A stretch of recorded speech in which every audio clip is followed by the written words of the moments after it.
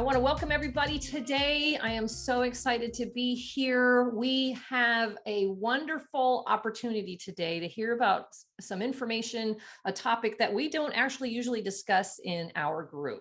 And that is the idea of financial planning for college. Yet it is something that is very important to many of us. And normally we talk about curriculum. That's a big topic in the group. We sometimes talk about parenting teens and how that goes down. But for the most part, we kind of ignore this topic. And yet, if we are preparing our kids for college, and especially as homeschoolers, we might have some special challenges in regard to this type of financial planning. So today with me, I have Stephanie Cunningham and Keith Leverance. They are from the Life Group, which is, I might be using these words wrong, business and me are just, I don't even know how they work together. I think they call themselves a financial planning organization, but we'll hear from them specifically about what it is. So Keith, actually, let me just start with you. First of all, I know that both of y'all are homeschoolers, so tell me a little bit about your homeschooling and then explain for me exactly what the Life Group is and does. Yeah, thank you, Ann. We're so grateful that you've had us. This is a wonderful chance for us to talk today. But my wife and I, homeschoolers since our oldest, who is now 19 nearly. Next couple weeks, she'll be 19. She's a freshman at Emmaus Bible College and really started homeschooling when she was in kindergarten. And so it was a real blessing for us, real blessing, and just found it as a real good fit for our family. Also, we've sprinkled in some specials at different public schools as well as Christian school in many ways now too. So that's our homeschooling history, many years now. The Life Group has been around just 1 year short of our oldest daughter. So the Life Group is 18 years now. We started July 1st of 2003. And we're a foundation that is passionate about helping people plan. So you mentioned financial planning. That's a broad category. We're blessed to help people with any kind of planning that involves finances. And some of our favorite is helping families where it impacts the most. And we're finding that, boy, college planning, FAFSA, financial aid, paying for college, man, these are important concepts that affect so many of us. Yes, so true. So I am so glad to have your guys' expertise about that today. I've got a bad history with college planning. Let's put it that way. I know basically nothing. I'm interested to hear what y'all have to say. Unfortunately, it is literally too late for me because my youngest is in college now, but hopefully we can help some others make some changes in their future, right? For their future, for their kids. Stephanie, so good to see you again. Stephanie was instrumental in our Emmaus College sponsorship it's been a year ago now, I think, right? Stephanie is also a member of our group, although there she goes by a different name. I'm just going to let that go because we know what Facebook is all about. Here, we're going to call her Stephanie. Hi, Stephanie. Thanks so much for all that you do in the group and that you're doing to help homeschoolers by bringing these resources to our attention. So tell me this, why did you think that it would be a good idea for the Life Group to sponsor our Facebook group? What are you guys wanting to accomplish here? How are you wanting to help everybody? Sure. Thanks, Ann. Oh, I forgot. Also, give me your homeschooling history. What kind of homeschooler are you? Sure. Okay, so I homeschooled my oldest, first grade all the way through graduation. She graduated in 2020 and is now in college.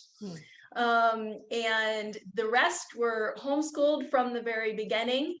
And just a great blessing to be able to spend that time with my kids and watch them learn. It's been an amazing journey for us. So one of the things that I've noticed as I've been a part of the Facebook page is that every once in a while these financial topics come up, and oftentimes it's specifically related to the fact that we homeschool, where so many homeschool families are trying to live off of one income, or you find moms trying to juggle, can I do homeschool and can I work at the same time?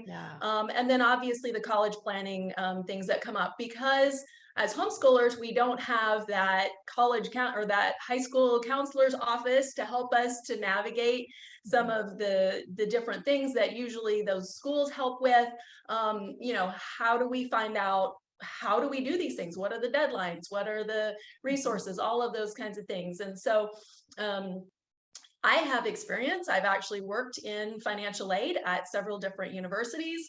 And so to me, a lot of those things come really easily because that's what I did. And so it's obvious to me. But then I realized, you know, if you don't have that kind of experience, it can be very confusing and overwhelming. And we love to help with those kinds of things. Awesome. Awesome. I'm hoping we can take some of the overwhelm and some of the confusion out of people's minds and hearts today, for sure. Let me just put this out there. The website for the Life Group is thelifegroupllc.com. So be sure you check that out at some point. And I've already been on their website. And I know that the one thing that they stress is, of course, they've got products to offer you, but the one thing that they stress is they're there to help.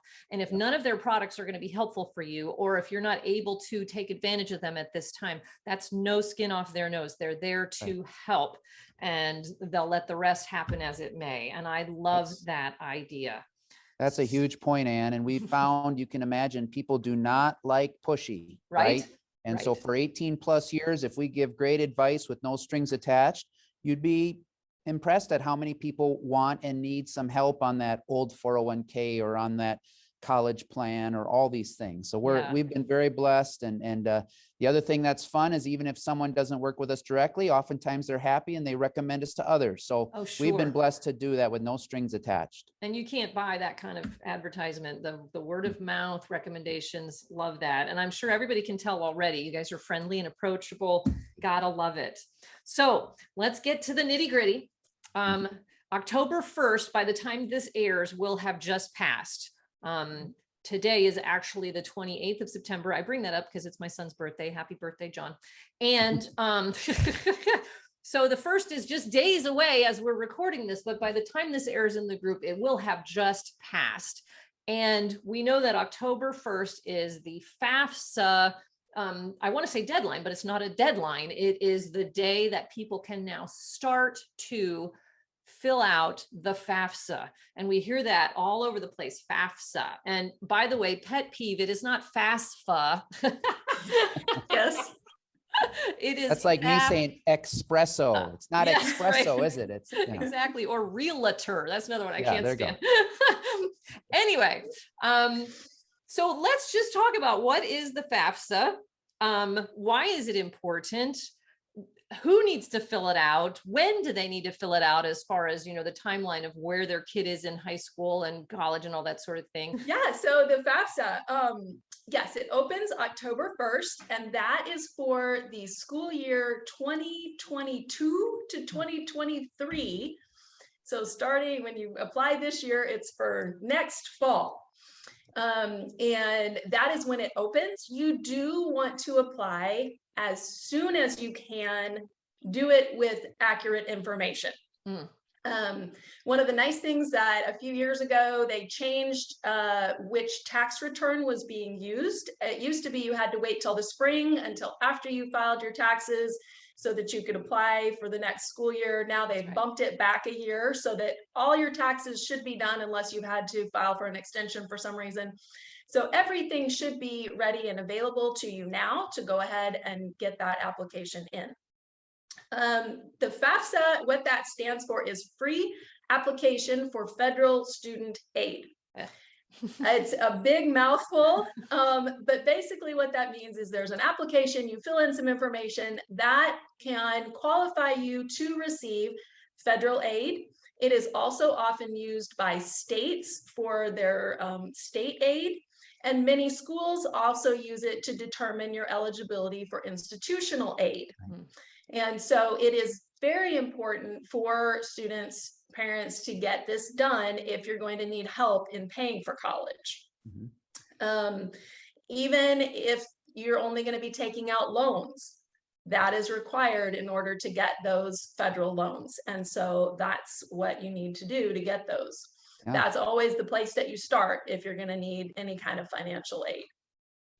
In order to complete the FAFSA, you have to have an account. And actually, you need one account for the parents and one account for the students. And that can be completed prior to October 1st. And so we encourage everybody to do that. They will verify your social security number when you apply for that account. And so you want to make sure, because they verify that information, it takes several days before you can actually use the account. And so you want to get that done as soon as possible, because you are going to have to wait for them to let you in to be able to actually complete the application. So there's a couple of other things too, if I might add, that we say everybody should enter your FAFSA, because many people think, well, I'm not going to qualify for the Pell Grant, therefore why bother? No, there's value for each of us filling that out. And so one of the things is that Stephanie alluded to it, but so many of the colleges are basing their financial aid on your FAFSA. So there's a tiny little box in one of the bottom corners that will give you your expected family contribution, your EFC. That EFC has become the standard for the amount that your family, student and parents, is expected to pay for a year at really any college. And so what we're finding is that expected family contribution, if that is $15,000, with many colleges, that's what the family pays, whether they're going to a state school or whether they're going to the most elite private school with a huge tuition. Does that make sense?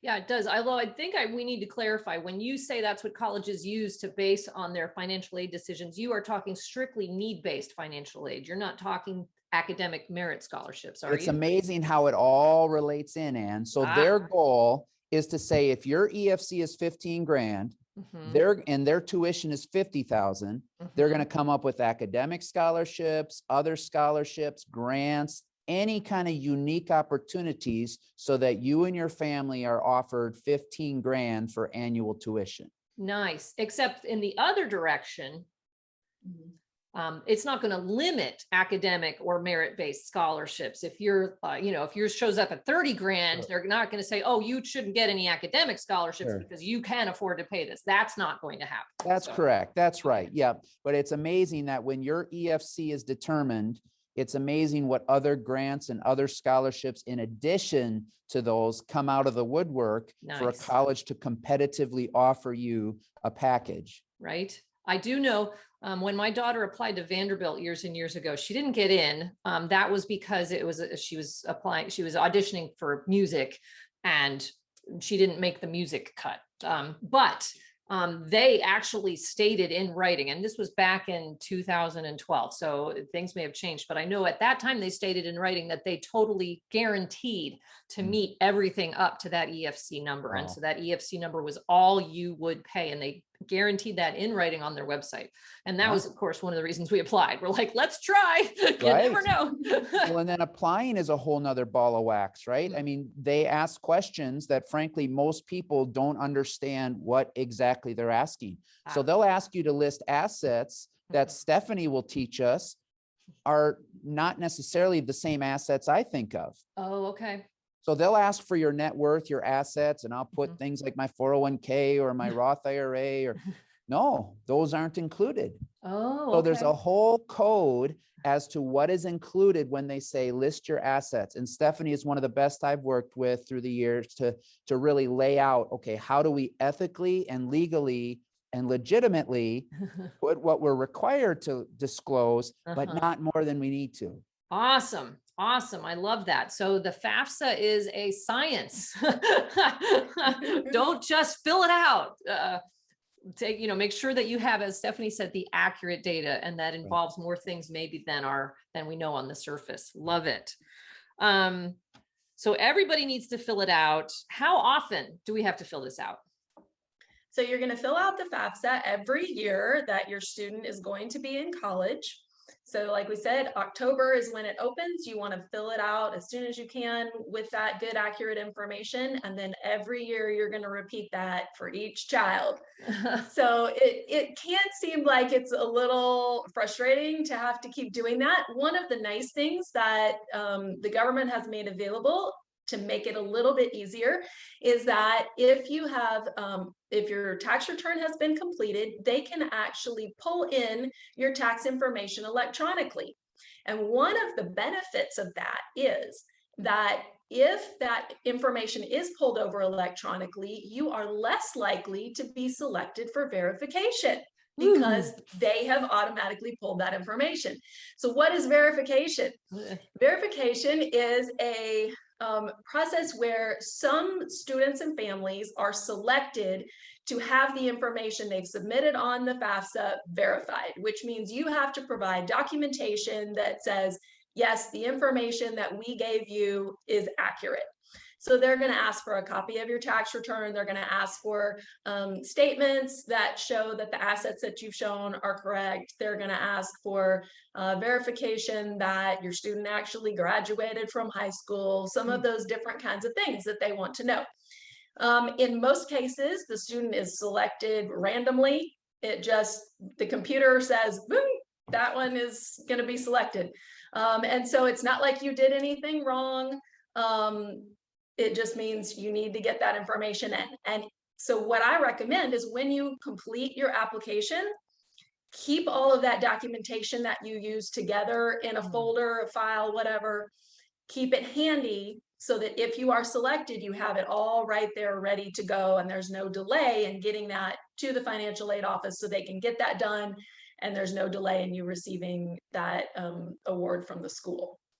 And Stephanie mentioned that it has to be done every year. There's a silver lining of that too, meaning that, and I don't know what year your last student in college is, but unless they're a senior, that means that there's still time to improve on the family's financial position for paying for those remaining years of college. So there's a kind of an exciting part of getting to do it each year too. We can always make improvements. Right. It changes. It's not a once done and now no matter what happens. I remember there was one year, and this was when it was still in April or whenever, and my husband had lost his job that year, but we had to go on the previous year's income, and it was a drag because we're like, no, we're not making that right now. But then the following year, it works to our advantage. But it is not something that's static, that once you do it before your kid's a freshman, then you have to live with that the rest of the time. I love that. And I did want to clarify that too. So the FAFSA gets filled out every year your kid will be in college. So if they're a senior this year in high school, you are starting to fill it out this year for their freshman year in college. Then next year, they're still a freshman in college, but you're going to be filling it out to apply to their sophomore year and so on as they go through college. But also, it's not a one per family deal. It's a one per student child deal.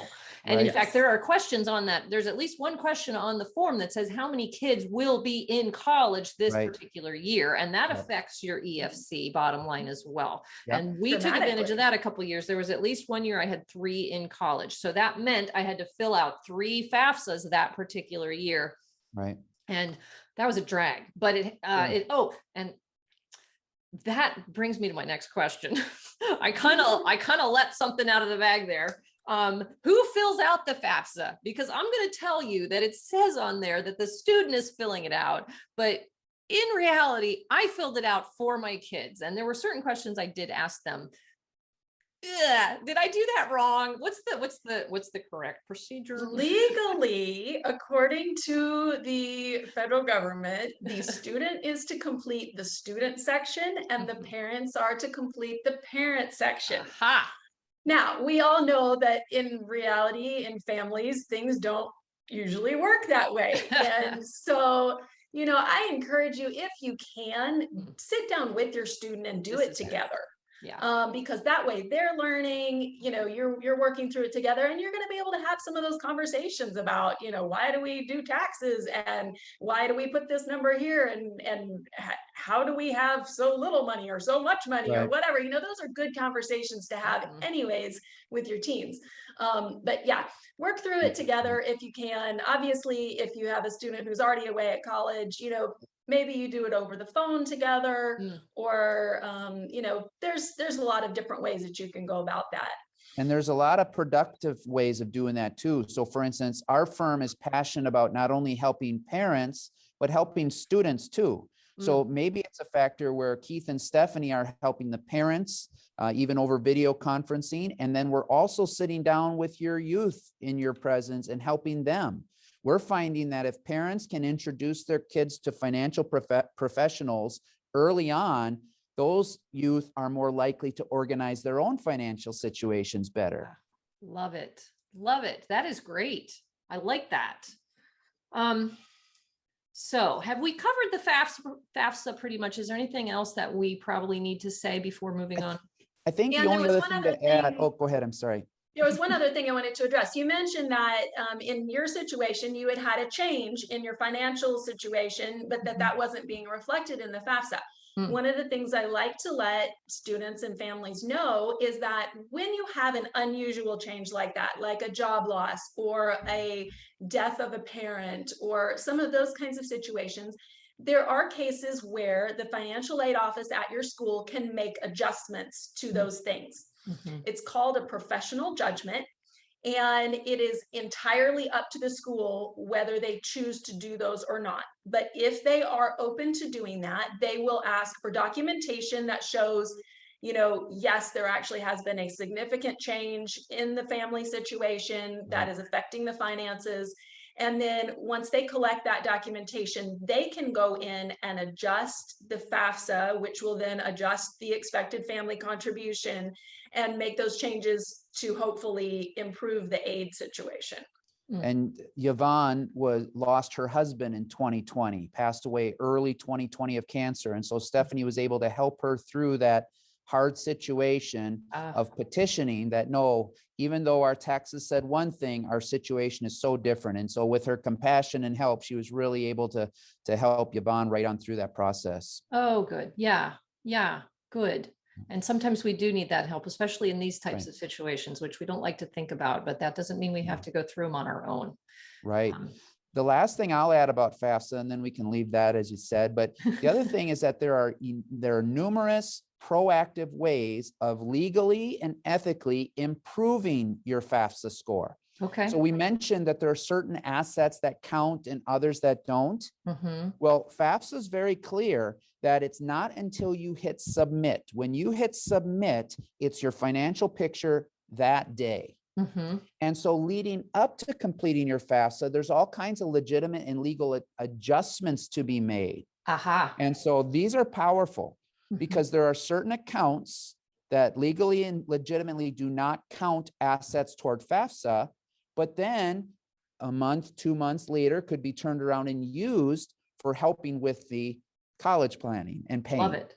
Love it. Okay. Don't miss the opportunity to learn, hey, what are the legal ways of shielding assets so they can still be used, but they're not going to penalize me. Remember the old days when I did the FAFSA? It was like, well, I better buy a computer because I saved up too much money for college.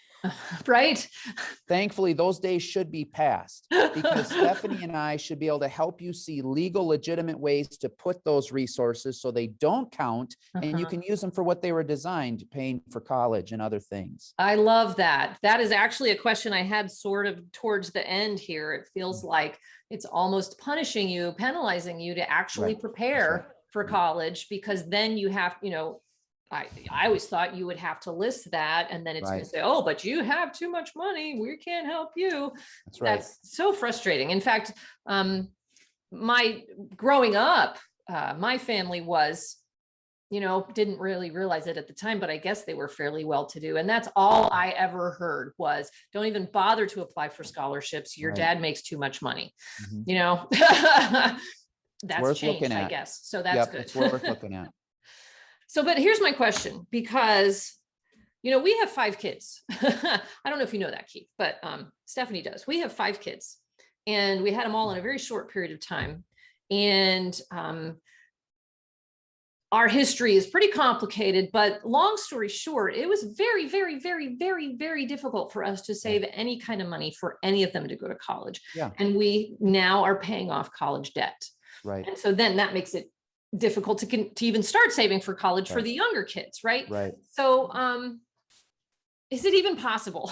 Is Yeah. it even possible for your average family to pay for Yep. college these days? Absolutely. Absolutely. And for 18 years, we've become exceptionally passionate to say, not only is it possible, but it's very probable. Oh, Same love with retirement. Mhm. Day after day, people say, is it even possible for me to retire? The answer is yes. Here's the reality. There is so much innovation, so much efficiency that can be achieved by putting these plans together right. Mm. And, Charles Schwab, you may have heard of Charles Schwab. Mhm. They say that over 75% of Americans don't have these financial plans in writing, right? So Mm. 3/4 of the population doesn't understand that, hey, there's an efficient way of doing this. And Mm. you'll be very pleasantly surprised at how much easier it is to fund college, how much easier it is to fund retirement with a good, solid, efficient plan.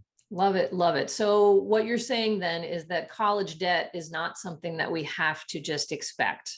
That's right. That's exactly right. And whether people already have it and we're looking ahead, or whether they're ahead enough to where we can avoid it, let's Mhm. talk it through. Let's get a plan, and let's make sure that you're minimizing that college debt as much as possible. Love it. Love it. Love it. Okay. So let's talk about what kind of financial aid is out there. Okay.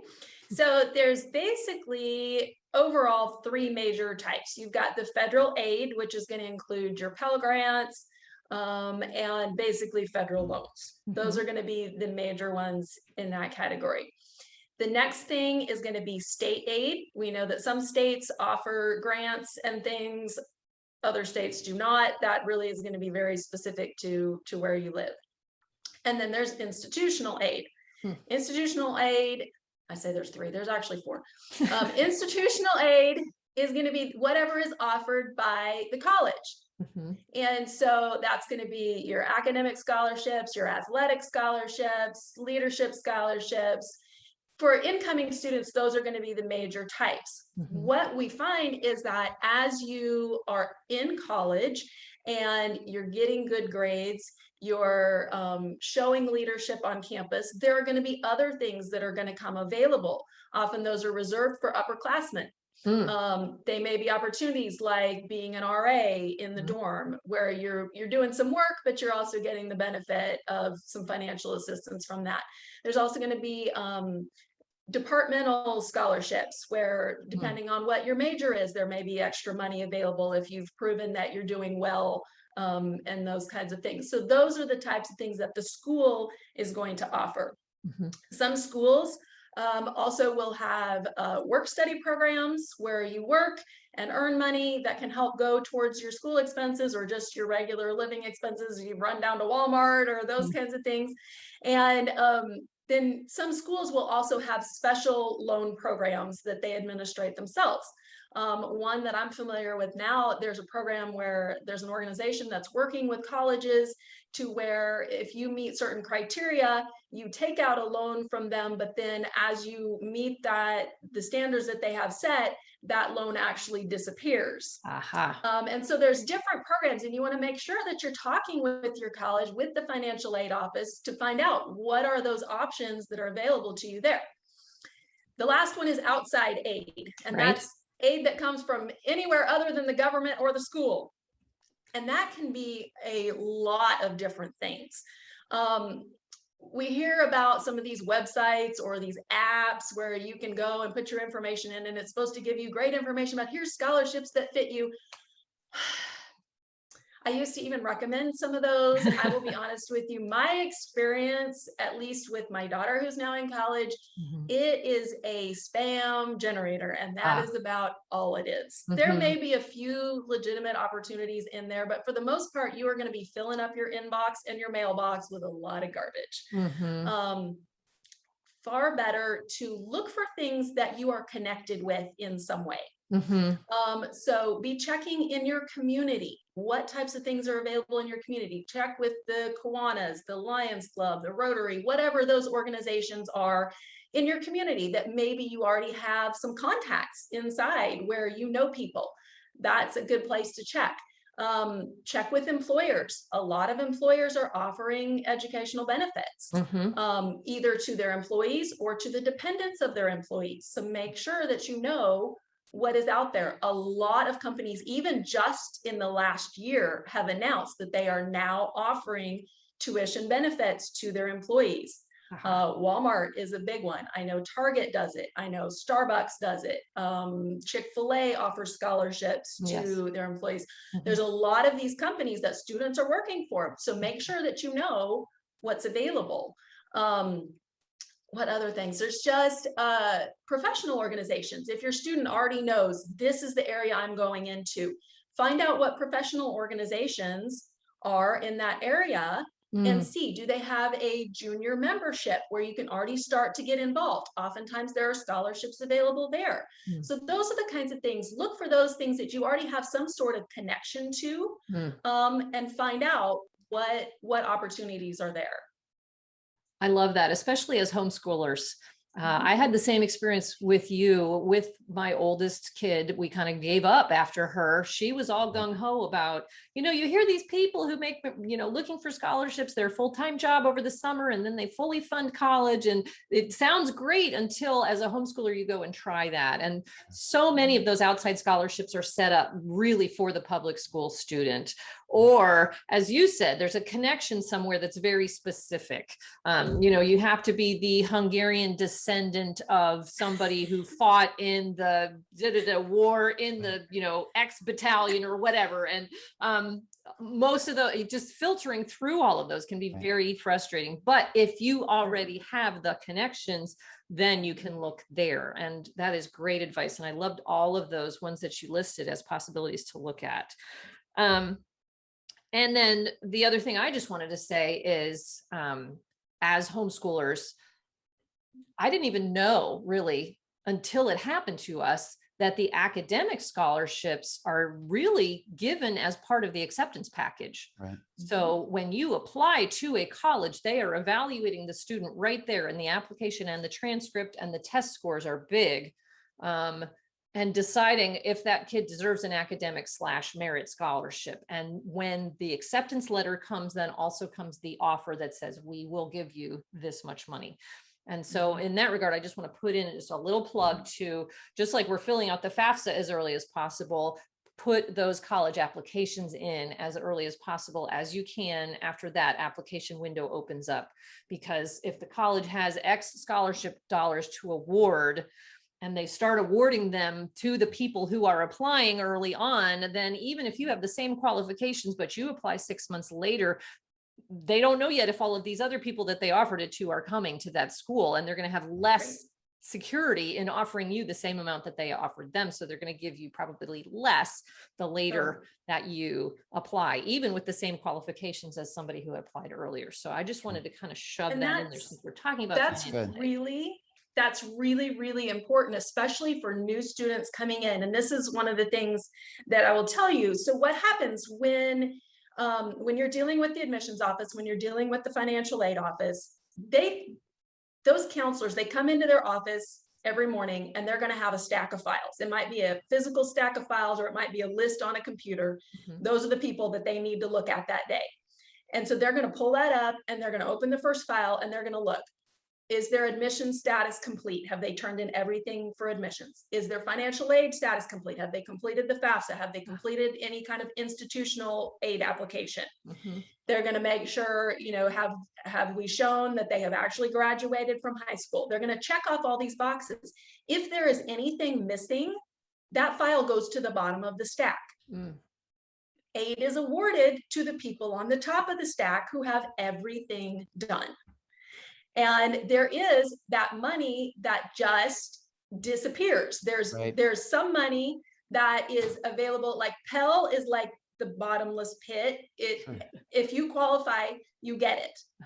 But there is money that the schools have to give away, both federal money and institutional money, that is very limited. And once it's gone, it's gone. And if you are not in the top of that stack, you're going to miss out. And that's why we encourage people, get everything done, get it accurate, and have it there as soon as possible so that you don't miss out on those things. Although And it's allow also us true. to help with that. That's part of the key, is where Stephanie's been so helpful to families, is Mm. getting things organized. Right. Awesome. Although it's also true when you say make sure they have the FAFSA in, and that's one of the things that those counselors are looking at. My experience has been that that academic scholarship is going to arrive with the acceptance even before, because if we can't fill out the FAFSA until October 1st, Right. and yet so many colleges are opening their application windows before that, and they're giving answers and merit money before that. That might be the one thing, obviously, because if it's not till October 1st, they can't hold out on that. But Well, everything else, definitely make sure you have it. And Yeah. Ann, we can help people have an understanding of their expected family contribution well before October 1st. Love it. So we have Love it. access to estimators where we can help you know ahead Uh-huh. what to expect. Love it. That would be super helpful. Mhm. That number seems like such a magic wand thing to me. Okay, I is. put in all of my, I put in my entire Yeah. life here. I'm giving you everything. Right. And then you just bleep this number. And I'm like, Yeah. and you never like the number. I don't No. care who you are. Right. I don't care how much money you've got socked Right. away. You never like that number. No, And but to know that that number is accurate and understand how that number was formed, and to get that number early enough where you can plan for it yeah. helps a bit. This is great. This is such good stuff. It's so helping me, and it's got to be helping everybody else. So, oh, and I wanted to say one thing too. I can't remember if it's on the FAFSA. I think it is, where there's a box to check, are you interested in work study or whatever? Right. Right. Definitely check that box. Again, I don't care who you are. Don't leave that box unchecked. Right. Right. Work study is, as Stephanie was saying, it's jobs that are on campus that are available to students. And if you qualify for them, it's an easy job to get because it's on campus. They're usually easy jobs to do. It's like sitting in the library or whatever and checking books out. And half the time you can study, while you're doing the job, and yet it provides some spending money at the least and can help pay for books and other expenses. It doesn't, they don't say that it goes towards tuition, but you could save it up and put it towards your next semester's tuition, and that would be fine. So definitely always check that box. Just always, because you never know, you might qualify, and then your kid has an easy, and it's never too many hours a week either. They can do it within their class schedule, and it's always a good deal. Okay, let's move along. Let's talk about preparing ahead of time. What are some of the best ways to prepare for these college expenses? And as homeschoolers, what are some of the best things that we personally can do? Is there a difference there? Are there any type of investments that are going to be better than others? Let's talk about all of that. Yeah, the nice thing is the first thing is plan. Right. Before someone saves a dime, having a plan is so vital. That's and good. Here's the key. Stephanie alluded to this. Does your college planning strategy harmonize with your retirement planning strategy? Does your estate plan harmonize with your college plan? It's all about efficiency of working all these connected parts of our lives that Stephanie said get shoved into silos, seeing how they all interact. So whether you're a day before your kid's college year starts or whether you're years before, get that plan together. Plan? What's a plan? Yeah, that's right. Plan to plan. But it's so powerful. It's so powerful. And it's not too late. You mentioned it, Ann. We've got FAFSA coming up, for you and for others. Now can plan. But don't wait till your son or daughter is a senior to start planning either. Let's get going when they're in 7th grade, 6th grade, freshman year, sophomore. And I think, in all honesty, that is probably where we fell short. Is we were like, oh, got to save for college, but there was no plan, and there was no understanding of what type of things needed to go into that plan. It was just, trying to save money, forget it. We have too many things to spend money on right now. But if somebody were to guide, people through that process of what do we need to look at and how can we make this happen, even in our current situation, I love that. And the plan really shows which tools will be fitting. So lots of people will hear about 529s, but 529s don't fit every situation. And so I've got a tool belt at home. My wife wishes I wore it more than I do. But when I go to take out the screwdriver versus the hammer, they have different jobs and different applications, right? So boy, we're going to be able to look at a plethora of options, and some will fit family A that would be terrible for family B, and vice versa. Mm-hmm. Love it. Love it, because that's what you guys specialize in. Right. And, you know, homeschoolers are known for being kind of self-sufficient. We really are. We like to think, you know, we're taking charge of our kids' education. Mhm. We kind of tend to want to take charge of everything else. So we tend to, I mean, I'm totally generalizing here, but based on my experience and my own self, you know, we tend to not ask for help. We tend to try to do the research ourselves and come up with these things. The problem is, why? You know, why not take advantage of somebody else's expertise and know that it's being done well, and know that nothing's been missed, you know. And my, just gonna short plug because it fits, right? My book, Cure the Fear of Homeschooling in High School, is I'm the one who's been through it a few hundred times. Well, not a few hundred, but a few times. And I know what to look for and what you don't have to worry about. And so you can attempt that on your own and kind of always wonder, well, am I missing anything? Or you can walk through the book and make sure, know for certain that you're not missing anything, because I've been the one that guides you through it, and I'm the one that has the experience, whereas you might not. So No, and it's so valuable to have a team that you can trust. yeah, And we don't assume, Ann, that anyone is going to trust us after a 45-minute discussion. right. But meet with Stephanie and get a feel for that first 30-minute meeting. Right. And then if you choose, proceed to get your plan in writing, and then Mhm. take the next step. You need to determine, each family needs to determine, hey, is this a trustworthy team that understands where I'm coming from, that I can have some help? So, Mhm. please know that, you know, dip a toe in the water. You're not signing your life away. You're dipping a toe to evaluate, hey, is the life group a team we can trust? Right. Love it. Love it. Love it. Love it. So then, are there some investments that are better than others? Absolutely. There's some investments that have to be used for college, or your family will pay taxes and penalty if not used. There's Okay. other assets that are way better for retirement. Maybe they could be used for college, but they're not going to fit as well. It just so comes to the fit. It's round peg, round hole kind of stuff Oh, that okay. that plan will really reveal and shed great light on. Got you. Got you. Okay. The next question I had in my thing is one we've already kind of discussed. So I'm going to skip Right. over that. Yeah. So we're looking at a college, right? And Right. it's my kid's dream school. It's a beautiful campus. It has the program they want to a T. We've talked to professors. We Right. love this school. In fact, there was actually a question in the group, Stephanie. I don't know if you remember this. It was several months ago now, where they had literally committed themselves emotionally to the school. Mhm. And then they got the financial aid package, and it just wasn't going to be possible. Right. And so how do you do that? How do you Yeah. make that decision? Right.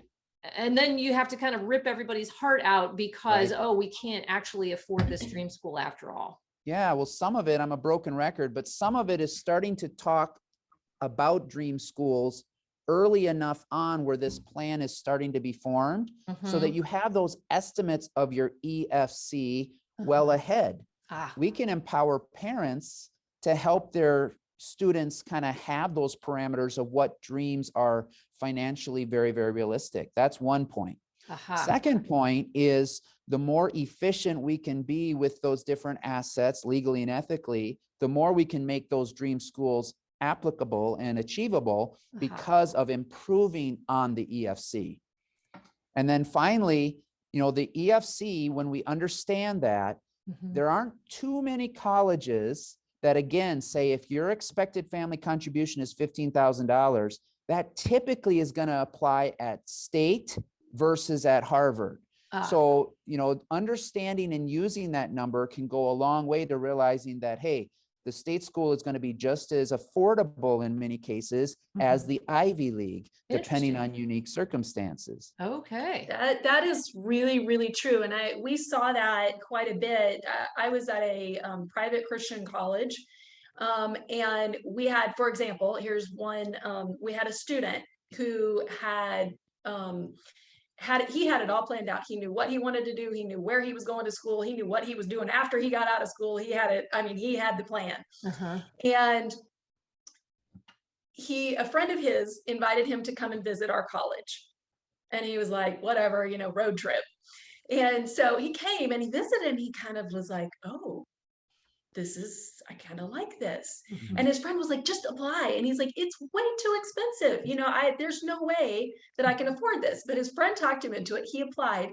When he got his award letter listing out the aid he was going to receive, it was actually going to be cheaper for him to attend our private Wow. university than it Uh-huh. was for him to attend the state school that he had intended to go to Wow. because of the way that the financial aid worked out. And so that's why we really encourage people, just stick it out there and try it Mhm. and see what the school can do. They may or may not be able to do the same thing, Mhm. but there's a chance that they could. And oftentimes it does work out to where those private schools end up being cheaper than the state schools. There's some other things that sometimes you have to take into consideration. If that award letter comes back and it's, oh, that is not going to work. Mhm. If there are not, if we could not come up with ways to, Right. make up that difference, there are some other things that you have to think about. Like we were just mentioning, is it the right school? Maybe it's not the right school. And that can be hard when it's your dream school. I Right. know for my daughter, when she first applied to her dream school, she was waitlisted. So acceptable, but not accepted, which is frustrating. Right. And so, but that gave her the opportunity to take a year and kind of reconsider. She was going to do a gap year. She got a last minute chance to attend another college for a 1-year program that they had. It was an exceptionally great experience for her. She does not regret any minute of that year. She applied again to her dream school. This time it worked out. And so now she's able to be there. So maybe it means you need to consider other schools. Maybe it means you just need to wait a little while. This isn't the right timing. Another thing that we have to sometimes look at is maybe we need to rethink our financial plan as far as what are our expectations. Could it work if I lived at home instead of on campus? Could it work if I spent 2 years at community college and then went to my dream school? Could it work if I change my cell phone plan, give up my car for a while? What are those things, if this really is your dream school, what are those things that you're willing to change or give up in order to make that possible? Or maybe it's just not the right school. And those are hard questions to answer, but I think they're worth taking a look at to see, is there a better plan? That's good. I agree. Keith, did you have anything to add? No, she said it well. Awesome. So I didn't realize how fast time was going by. Wow, this has been fun. But I do want to ask this. This last question, I think, is very important to ask, because I'm sure there are some parents that are watching that are like, I just feel like it's too late. We didn't do enough to plan. We don't have any savings. It's got to be too late for us. How would you talk to them? Yeah, it's never too late to plan. And obviously, the sooner we start planning, oftentimes there's some potential advantages, but we're blessed, whether it's retirement, estate, college planning. We can sincerely tell you it's never too late. Take the opportunity, see how the layout looks, and just look for key deals. Remember, you don't have to have these changes made years ahead. Literally a day ahead of hitting submit is legitimate for making adjustments. Okay. Good to know. Anything else you guys want to add that I have not thought to ask about? Oh, this has been great. We're just thankful for the opportunity to share, and just excited to serve, excited to work with your members and all, and just really believe that we can add some good value. Love it. Well, thank you, Keith. Thank you, Stephanie, both for being here. I think it's so exciting that you guys want to help homeschoolers get ready for college and even retirement. I learned a lot. If nothing else, I feel a little more hopeful about my personal situation, and I might be giving you a phone call. Anyway, you guys have been so helpful, so gracious, so encouraging. Thank you so much for being here. Again, that is the lifegroupllc.com, and you can read the bios of both Keith and Stephanie there, as well as their other counselors or consultants or whatever the word is. Thanks again so much for being here. It's an honor. And Thank you. You are, Thank you, Anne. you bet, you bet. I'm really happy about, and this, I think this conversation was a lot of fun too. So hopefully everybody Yeah, it was fun. helped by it. Okay, and we will see you next time.